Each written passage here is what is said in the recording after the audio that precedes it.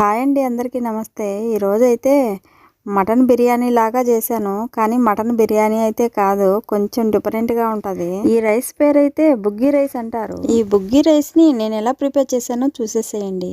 Stove on చేసుకొని stove మీద అయితే ఒక పెద్ద దబరా అయితే పెట్టాను. ఒక 10-12 ఉల్లిపాయలు అయితే కట్ చేసి వేసాను. ఈరోజు చేసే అన్నం అయితే 10-11 మందికి అయితే చేయాలి. ఆనియన్ ముక్కలు బ్రౌన్ కలర్ వచ్చేదాకా ఫ్రై చేసుకోవాలి. తర్వాత అయితే సన్నగా కట్ చేసుకున్న టమాటా ముక్కలను వేసి ఫ్రై చేసుకోవాలి. టమాటా ముక్కలు కొంచెం మగ్గిన తర్వాత రోట్లో దంచిన అల్లం వెల్లుల్లి పేస్ట్ని అయితే వేసాను. అల్లం వెల్లుల్లి కూడా పచ్చివాసన పోయేంత వరకు అయితే ఫ్రై చేసుకోవాలి. తర్వాత అయితే కొన్ని మసాలాలు అయితే వేయాలి. మసాలాలు అయితే బిర్యానీ మసాలాలు అయితే వేసాను. యాలక్కాయలు, లవంగాలు, చెక్క, బిర్యానీ ఆకులు, బిర్యానీ ఫ్లవర్ అన్ని, coriander powder, curry powder, pepper powder, cumin powder, cinnamon powder, Kuwaiti masala, ఇలా వేసుకున్న మసాలాలన్నీ ఆయిల్లో ఫ్రై చేసుకున్న తర్వాత అయితే కప్సా మిక్స్ అని మసాలా ఉంటుంది. అదైతే 2-3 స్పూన్లు అయితే వేసుకున్నాను. అన్నాన్ని తగినట్టు వేసుకోవాలి. కప్సా మిక్సీలో కూడా మసాలా పేస్ట్ అయితే ఉంటుంది. కొంచెం టేస్ట్ కోసం వేస్తారు. టమాటా పేస్ట్ కూడా వేసాను.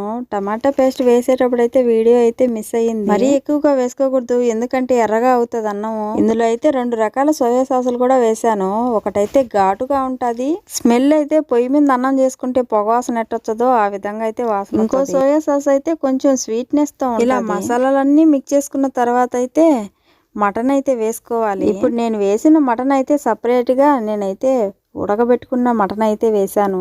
బుగ్గి రైస్కి నార్మల్ మటనే వేయాలి. కాకంటే నేను ముందుగా అయితే ఉడకబెట్టుకొని పక్కన ఆ వాటర్ని ఆ మటన్ని ఇందులో అయితే వేసాను. టైం కొంచెమే ఉన్నప్పుడు ఈ విధంగా అయితే ట్రై చేయండి. నేనైతే టైం కొద్దిగా ఉన్నప్పుడు ఇదే విధంగా అయితే చేస్తాను. అలాగే ఒక మాజీ కూడా వేసాను, ఒక క్యూబ్ మాజీ కూడా వేసాను. అలాగే డ్రై లెమన్ కూడా వేసాను, ఒక 4-5 వేసాను. బ్లాక్ లెమన్ ఉన్నా వేసుకోవచ్చు, ఎందుకంటే రెండు ఒకటే.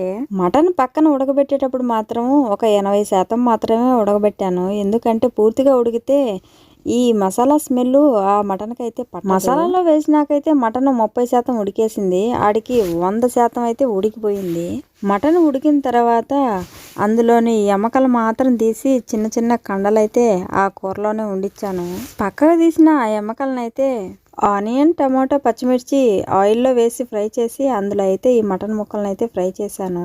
ఇలా చేస్తే మటన్ అనేది మసాలాలు కలిపినట్టు చాలా టేస్టీగా అయితే ఉంటుంది.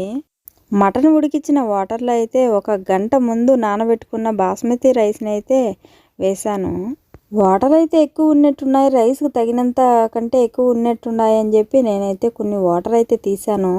రైస్ వేసేటప్పుడే వాటర్ ఎక్కువగా అనిపిస్తే కొంచెం ముందుగానే తీసుకుంటే బెటర్. ఎందుకంటే అన్నంలోకి కావాల్సినప్పుడు ఆ వాటర్ని తీసి వేసుకోవచ్చు, కానీ ఆ అన్నం ఎక్కువ ఉడికేస్తే మాత్రం అన్నం అయితే బాగుండదు. ఈ బుగ్గి రైస్ చేసేటప్పుడు మెయిన్ ఇంగ్రీడియంట్ ఏంది అంటే అది ఆనియనే. సన్నగా కట్ చేసుకున్న ఆనియన్ ఎక్కువ బ్రౌన్ కలర్ వచ్చేదాకా ఫ్రై చేసుకోవాలి. ఆ విధంగా చేస్తే ఈ రెసిపీకి అయితే మెయిన్ టేస్ట్ అయితే అక్కడే యాడ్ అవుతుంది.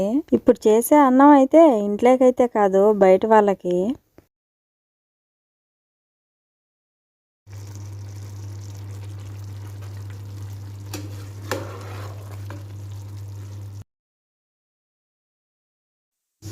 బుగ్గి రైస్ అయితే రెడీ అయిపోయింది. ఈ వీడియో నచ్చితే మంచిగా ఒక లైక్ ఇవ్వండి. ఇలాంటి వీడియోలు మరెన్నో మన ఛానల్లో చూడాలి అనుకుంటే మన ఛానల్ని ఇప్పుడే సబ్స్క్రైబ్ చేసుకుంటే నేను వీడియో అప్లోడ్ చేసినప్పుడల్లా మీకు అయితే నోటిఫికేషన్ అయితే అందుతుంది. Please don't forget to subscribe. Thank you for watching.